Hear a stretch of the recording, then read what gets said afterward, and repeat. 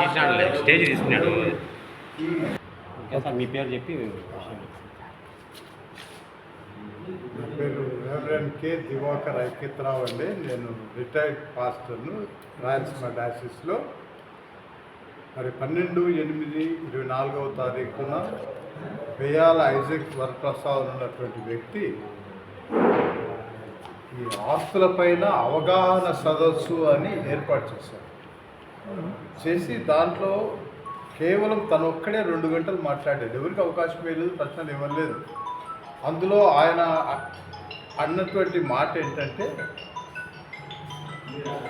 ఆయన కొందరు పాస్టర్స్ను ట్రాన్స్ఫర్ చేశారు, కొందరు పాస్టర్స్ను సస్పెండ్ చేశారు. దానికి పాస్టర్స్ కోర్టుకు వెళ్ళారు. ఆ సందర్భాన ఆయన తనతో పాటు తన పిలిపించుకున్నటువంటి భజన పరులతో ఆయన వేసిన ప్రశ్న ఏంటంటే, బిషప్గా నేను పాస్టర్లను బదిలీ చేసే అధికారము లేదా? వచ్చినంత భజన పరులు కదండి, ఉంది. నేను చెప్తున్నాను, అతనికి అధికారము లేదు. మాకు 2 కాన్స్టిట్యూషన్స్ ఉన్నాయి. దక్షిణ ఇండియా సంఘం సినాడ్ కాన్స్టిట్యూషన్ ఒకటి, రాయలసీమ అధ్యక్ష మండలం కాన్స్టిట్యూషన్ ఒకటి. సినాడ్ కాన్స్టిట్యూషన్ ఏం చెప్తుందంటే, స్టేషనింగ్ ఆఫ్ మినిస్టర్స్, మమ్మల్ని పాస్టర్స్ను మినిస్టర్స్ అని కూడా అంటారు. Stationing of the ministers shall be carried out by the bishop together with the committees and boards concern. అంటే బోర్డ్స్, కమిటీస్ చేసిన తీర్మానాలను అతను క్యారీ అవుట్ చేసేవాడే, ఇంప్లిమెంట్ చేసేవాడే, కానీ స్వతహాగా అతను ఇచ్చేటటువంటి అధికారము లేదు. రెండవది, మా డయాసన్ కాన్స్టిట్యూషన్ చర్చ్ బోర్డు ప్రకారము రూల్ 15 ప్రకారము to locate, appoint, transfer presbyters after having received recommendations from the bishop అని స్పష్టంగా ఉంది అక్కడ. అంటే ఆయనకి ఏం అధికారం ఉంది? ట్రాన్స్ఫర్స్, పలానోళ్ళను పలానా స్థలానికి ట్రాన్స్ఫర్స్ చేస్తున్నానని రికమెండ్ చేసే అధికారం మాత్రమే ఉంది, కానీ ట్రాన్స్ఫర్ చేసే అధికారము లేదు. నీ భజన పనులను తెప్పించుకొని చప్పట్లు కొట్టండి అని చెప్పి వాళ్ళతో చప్పట్లు కొట్టించుకొని నాకు అధికారం ఉందంటే ఇంతకంటే నీకు అవమానము లేదు. కాబట్టి ఇప్పటికైనా నీవు ఈ యొక్క దుర్మార్గపు చేష్టలను మానుకొని సరిగా పరిపాలన చేస్తావా, నిన్ను అలవ్ చేస్తాం, లేకపోతే నువ్వు త్వరగానే ఇంటికి పంపించే కార్యక్రమం మేము చేస్తాం అని పత్రికా మూలకంగా నీకు మనవి చేస్తున్నాం, హెచ్చరిస్తున్నా. నా పేరు రెవరెండ్ విక్టర్ ప్రేమ్ సాగర్, రాయలసీమ డయాసిస్లో గురువుగా పరిచయం చేస్తూ ఉంటున్నాను.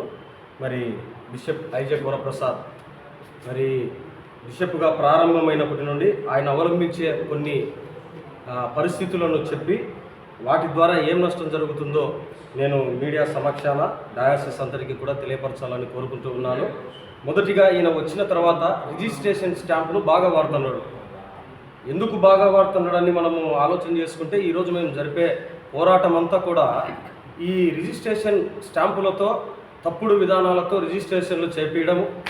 రెండవది, మరి లోకల్లో ఉండే సిఎస్ఐకి సంబంధించిన టౌన్ చర్చిలలో ఆ ట్రెజరర్లు కానీ లేకుంటే సెక్రటరీలు కానీ మీరుండే 3 సంవత్సరాలు ఏ నష్టం జరిగినా, ఎలాంటి పరిస్థితులు వచ్చినా దానికి కారణం మీరే అని వారితో రిజిస్టర్ పేపర్ల మీద సంతకాలు తీసుకోవడము.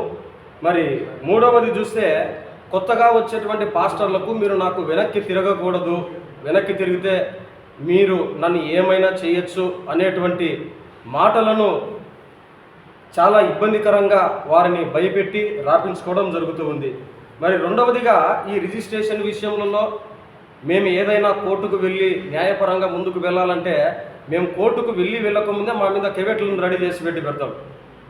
రిజిస్ట్రేషన్ అంటే స్థలాలకు సంబంధించినటువంటి రిజిస్ట్రేషన్లు ఎప్పుడైతే జరుగుతున్నాయని మేము ఆలోచన చేసి ముందుకు వెళ్ళాలని అనుకుంటామో, వెంటనే మాకు తెలియకుండానే కేవేట్లు రూపంలో కోర్టులలోనికి వెళ్ళడం జరుగుతుంది. అటు కోర్టులో మా స్వరాన్ని వినిపించలేము, ఇట్లా ప్రజలలో మా స్వరాన్ని వినిపించలేక ఆయన పెట్టినటువంటి మీటింగులకు మేము వెళ్ళి సభ్యులమైనటువంటి మేము, గురువులుగా ఉన్నటువంటి మేము ఆయన మీటింగ్లో పాల్గొని ఆ మీటింగులలో మేము ఏదైనా విషయం తెలియపరచాలి ప్రజల ఎదుట ముఖాముఖిగానే ఆలోచనతో వెళితే అక్కడ పోలీసులను ఏర్పాటు చేసుకుంటారు. లోపలికి వెళ్ళడానికి ఉండదు, వీటి గురించి ప్రశ్నించడానికి ఉండదు. మరీ ముఖ్యంగా అన్నిటికన్నా ముఖ్యంగా ఏమిటంటే ఇక్కడ మేము కూర్చున్నాం అందరం కూడా పాస్టర్లం. మేము పాస్టర్ అని పేరు పెట్టుకొని బిషప్ అనే పేరు పెట్టుకోవడానికి మాకు ఎవరికి కూడా అధికారం లేదు. దానికి ఒక రూల్, ఒక పొజిషన్ ఉంటుంది. కానీ ఈ బిషప్ ఐజాక్ వరప్రసాద్ అనేటువంటి ఆయన పవర్ ఆఫ్ అటార్నీ అనేటువంటిది తీసుకొని వచ్చి దాన్ని చీఫ్ పవర్ ఆఫ్ అటార్నీ అనే పేరును ఆయననే తయారు చేసుకున్నాడు. ఆయన తెచ్చుకుందేమో పవర్ ఆఫ్ అటార్నీ కాన్స్టిట్యూషన్ ప్రొవిజన్లో ఉన్నటువంటి రూల్ ప్రకారము. ఇక్కడికి వచ్చి రిజిస్ట్రేషన్ చేసేటువంటి స్టాంపు దగ్గరికి వచ్చి మనం జాగ్రత్తగా గమనిస్తే చీఫ్ పవర్ ఆఫ్ అటార్నీ అనేటువంటిది వాడడం చూస్తుంది.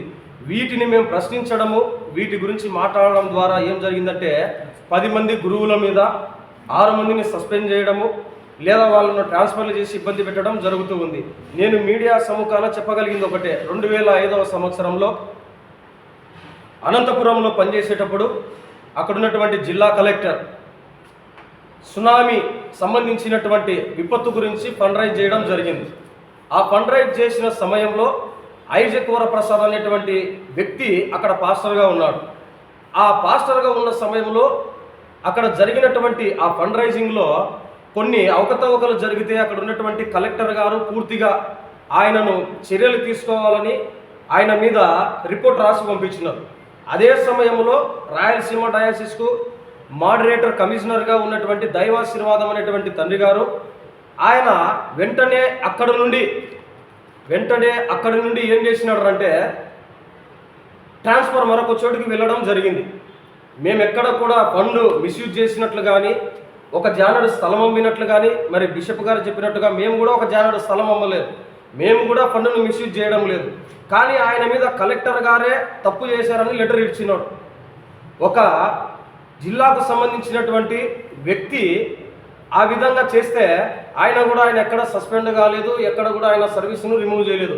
కానీ మేము తప్పు చేస్తున్న వాటిని ప్రశ్నించినందుకు మాకు ఎలాంటి పరిస్థితులు ఎదురైనా కూడా ఆ తప్పును తప్పని చెప్పినందుకు మమ్మల్ని ఏం చేసినాడు అంటే కక్షపూరితంగా మా మీద కక్ష సాధింపు చర్యలు చేస్తూ ఉన్నాడు. మరి ఎలాంటి కక్ష సాధింపులు చర్యలు చేసినా కూడా మేము నిలవబడింది సిఎస్ఐ డయాసిస్ ఆస్తుల కోసము. ఆ ఆస్తులలో పేద బడుగు బలహీన వర్గాలు, విద్య, వైద్యం ఇలాంటి వాటికి ఒక పుట్టినిల్లుగా ఉన్నటువంటి స్థలాలను కబ్జాలకు, అక్రమాలకు గురి అవుతూ ఉంటే ప్రశ్నించినందుకు చేస్తూ ఉండడం వలన మేము మా మరణం వరకు కూడా ఒకవేళ చంపినా కూడా దానికి కూడా వెనకాడం. మా ప్రాణం ఉన్నంత వరకు రాయలసీమ డయాసిస్ ఆస్తులను, విద్యాలయాలను, వైద్యశాలలను మేము ఎట్టి పరిస్థితుల్లో కాపాడుకుంటామని మీడియా సమక్షాన తెలియజేసుకుంటూ ఉన్నాను. ఇంత తప్ప ఏం లేదు. బిషప్ చేయకూడదని లేదు, ట్రాన్స్ఫర్ చేయొచ్చు. కానీ ఎట్లా బోర్డు పెట్టి చేయాలి, వితౌట్ బోర్డు చేయకూడదు. ఆథరైజేషన్ ఇది ఎక్కడ లేదు, నో కాన్స్టిట్యూషన్. ఆయన కక్ష పెట్టుకొని చేసినాడు. నా ఏజ్ ఎంతండి, నేను మొన్ననే 7 నెలలు 8 నెలలు అయింది కొండాపురం నుంచి జమలగూడ రూరల్కి వచ్చిన. సరే కౌంటేషన్ అయితే 4 కాసులు సంపాదించిన లేదు, పల్లె పర్పస్ని కసి పెట్టుకొని తను చేసినాడు ట్రాన్స్ఫర్స్. ఇది అన్యాయం. లేదు మమ్మల్ని అడగచ్చు కదా, అడిగి చేయాలా ట్రాన్స్ఫర్స్. ఏమయ్యా నేను అడగకుండా నీ ఇష్టం వచ్చి చేసి ఎట్లా? నీకు అధికారం ఉందని. అధికారం ఎట్లా లేదు, అది కూడా నువ్వు బోర్డు పెట్టి చేయాలా, వితౌట్ బోర్డు చేయకూడదు. నీ ఇష్టానుసారంగా ఆస్తులు అమ్మడము ఏది నీ జాగ్రత్త కాదు ఇది. తర్వాత అయ్యా ఆయన జీవితం అంతా కలెక్టర్ అనేటప్పుడు కలెక్టర్ తను అది ఫోర్జరీ చేసినందుకు తీసేయమని రిమూవ్ ఫ్రమ్ ది సర్వీస్ అని కంటిన్యూ చేస్తున్నాం. ఇప్పుడు all bishops including moderator fraud and corrupt fellows ఉంది ఇది చెప్పేది. ఈ బిషప్ సేవ బాగా చేసుకునే వాళ్ళము దగ్గర మేమేం గొంతమ్మ కోరుకోలే, అదే రూరల్లో పనిచేసే వాళ్ళము. మమ్మల్ని కూడా నువ్వు చేస్తే నువ్వు నుంచి మాకేం లేదు, మేలు ఏం లేదు. ఇది విషయం. మమ్మల్ని చేసినందుకు నువ్వు అనుభవిస్తావు అంతే. ఎందుకంటే నిమిషాలు Continue. 12వ తారీఖున పాస్టర్స్కు ట్రాన్స్ఫర్ చేసేది ఉంది కదా, ట్రాన్స్ఫర్ చేయకూడదా, కంప్లైంట్స్ ఇస్తారనే. అదే నీ మీద ఎన్ని కంప్లైంట్స్ ఇచ్చింటారు? నీ మీద ఎంతమంది కంప్లైంట్ ఇచ్చింటారు? నువ్వు చేసినావా?